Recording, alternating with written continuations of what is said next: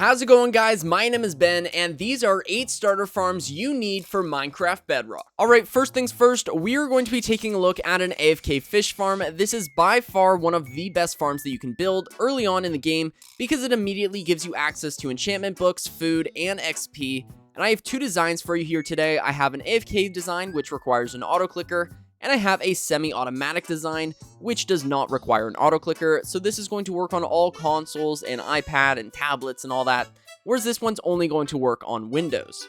So if we come over here, all you have to do is stand on the chest, look at this part of the pressure plate, and then go ahead and open up your auto clicker now.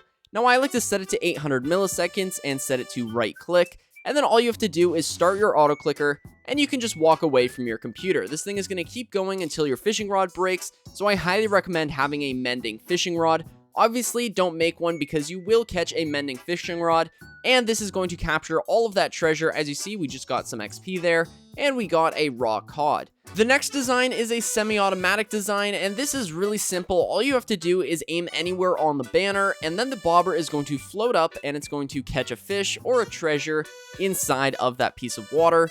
The bobber is then going to fall down into the lava, meaning that you will never miss another catch again. And this thing is super awesome for if you just want to lazily fish, because you just sit here and keep casting your rod. So once it is caught and drops down, we're going to have to manually recast the rod, which is why the AFK version is better. However, obviously this one works on all consoles. There we go, we just got our XP there. I'm all over the place, I just threw my rod. If we open this up, we can see that we have a raw salmon. I had already caught a pufferfish and a raw cod, but this farm is also super awesome. Both of these are awesome. Obviously, if you're on PC, go ahead and use that one. All right, the next farm we're going to be taking a look at is a cow farm because everyone needs a good source of food, and this is by far one of the best sources in my opinion. All you need to do is come up here and breed your cows, and all of the baby cows are going to get pushed down into the chamber down below. And I recently got a comment on this tutorial with a change, which I've gone ahead and done, and that's by adding in these slabs at the bottom here. Originally this was glass, but by having these be half slabs, you get to be able to collect all of the XP, meaning that this is also an XP farm, and early game, you can never say no to XP.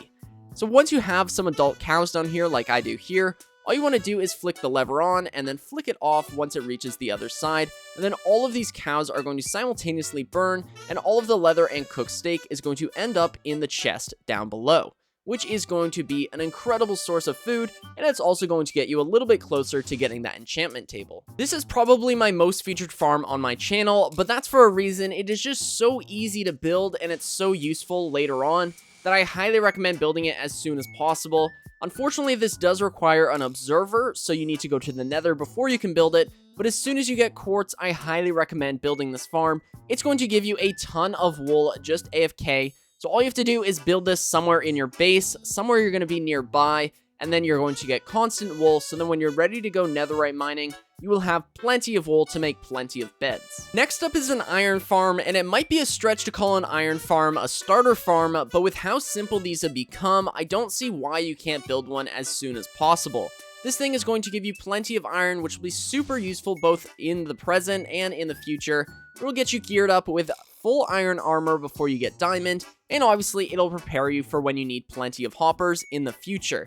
And again, just look how simple this is. All you really need is 2 villagers, then you can breed them, and then of course the 20 beds. So I highly recommend building this farm as soon as possible because it is just so incredibly overpowered, and it's going to be so useful the sooner you build it. Okay, this next farm is tried and true, and that is the Mob Spawner XP farm. It is so simple to build. I think it's been around for over a decade, but it is so incredibly useful. All you do is sit here and kill off your skeletons or zombies or whatever you got. You collect all of the XP, all the drops end up inside of this barrel. If you get a skeleton spawner, you get bones and arrows, which are super useful. And if you get zombies, then you obviously can get carrots and potatoes and iron nuggets. So it really is up to you, but if you find one of these, I highly recommend building one as soon as possible. And if you really want to go above and beyond, then build a Trident killer down at the bottom. That way, all you have to do is sit there and AFK and come back to hundreds of XP.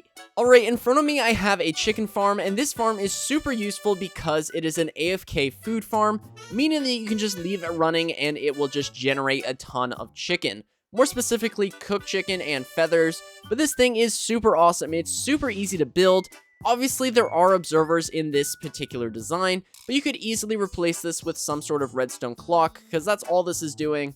So, yeah, this is a really awesome farm. It's going to give you a ton of cooked chicken, and this thing is best if you're using it with, like, the AFK Fish Farm I showed earlier.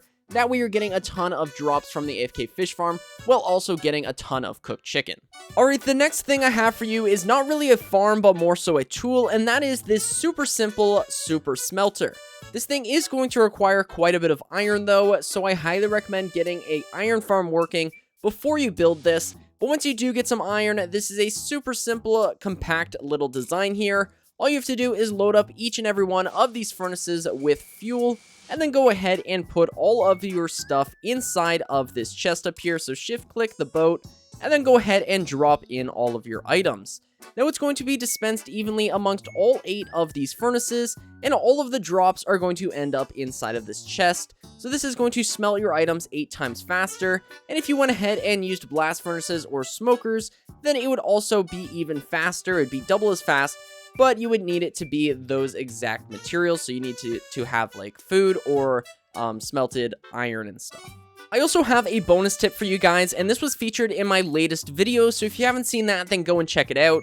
But all you want is a nautilus shell, and go ahead and find a drowned with a trident, like I have here, and you're simply going to throw the nautilus shell at the drowned.